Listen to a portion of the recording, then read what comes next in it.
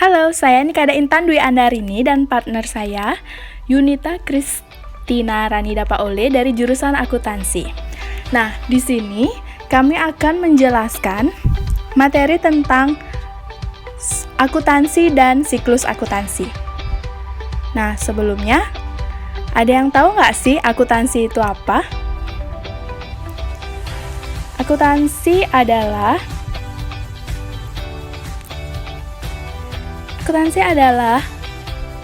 sistem yang mengukur aktivitas bisnis, memproses informasi dalam laporan, dan berkomunikasi temuan kepada para pengambilan keputusan.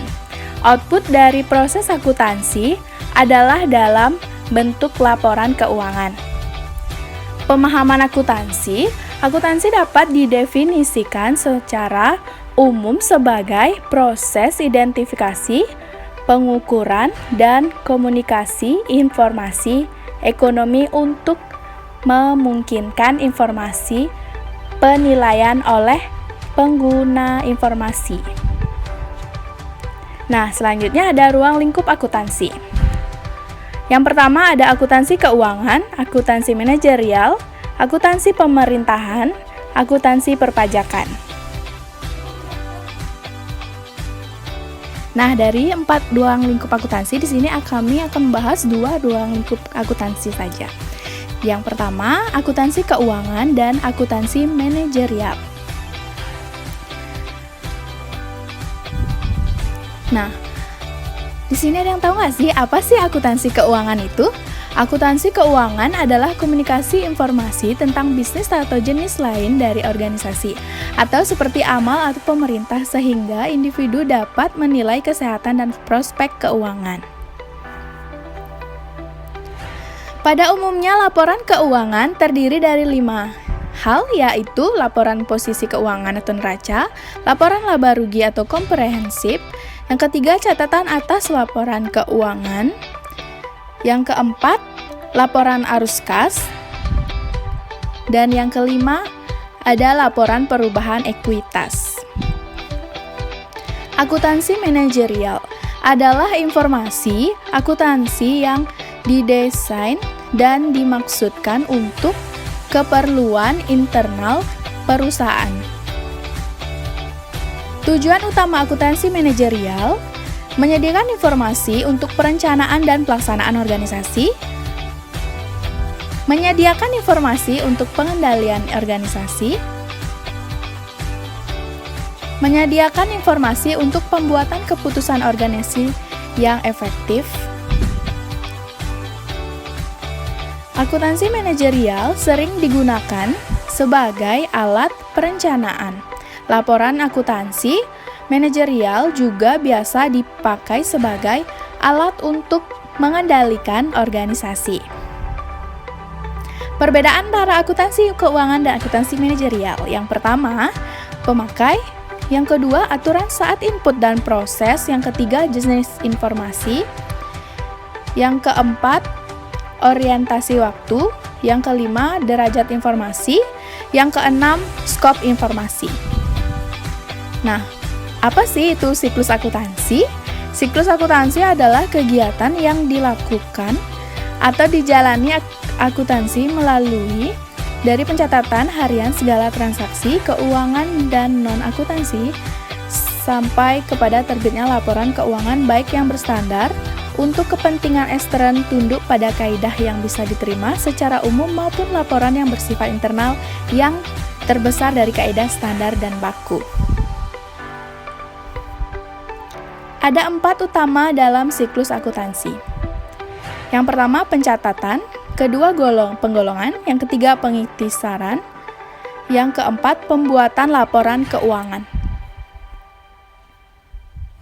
Bukti-bukti dasar untuk transaksi perusahaan berupa: yang pertama ada kas atau bank terima, yang kedua kas atau bank keluar, ketiga penjualan, keempat pembelian, dan yang kelima produksi. Bukti-bukti transaksi. Transaksi perusahaan yang berkaitan dengan aktivitas utama dan non-utama harus selalu didasarkan dan menghasilkan bukti transaksi internal dan atau eksternal. Bukti dasar transaksi tersebut disesuaikan dengan jenis dan nilai transaksi. Bukti dasar transaksi tersebut harus layak dan syah sesuai ketentuan validasi yang berlaku. Yang berikut ada buku atau kartu yang diselenggarakan, yaitu yang pertama ada buku harian, yang kedua buku besar, yang ketiga buku atau kartu pembantu. Buku besar. Buku besar adalah buku utama pencatatan transaksi keuangan yang mengkonsolidasikan masuk dari semua jurnal akuntansi. Buku besar merupakan dasar pembuatan neraca dan laporan laba rugi. Buku besar dapat memberikan informasi saldo ataupun nilai transaksi untuk setiap akun dalam suatu periode tertentu. Sumber dari buku besar berasal dari yang pertama jurnal kas atau bank masuk, yang kedua jurnal kas atau bank keluar, yang ketiga jurnal penjualan, yang keempat jurnal pembelian, dan yang kelima ada jurnal memorial.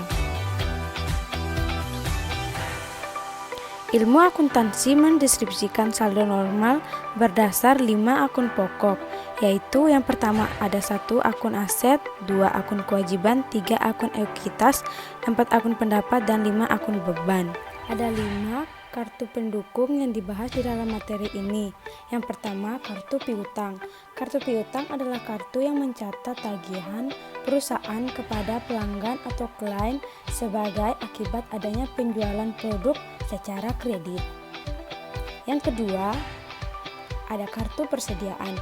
Kartu persediaan adalah kartu yang mencatat mutasi berupa keluar masuk persediaan yang mengidentifikasi jenis transaksi seperti keluar masuk dari pemasok ke pelanggan, barang dikeluarkan karena rusak, barang keluar karena pemakaian tertentu yang bukan penjualan dilengkapi dengan hari atau tanggal transaksi, jam transaksi, jumlah barang, dan keterangan tujuan atau asal barang tersebut. Yang ketiga, ada kartu utang.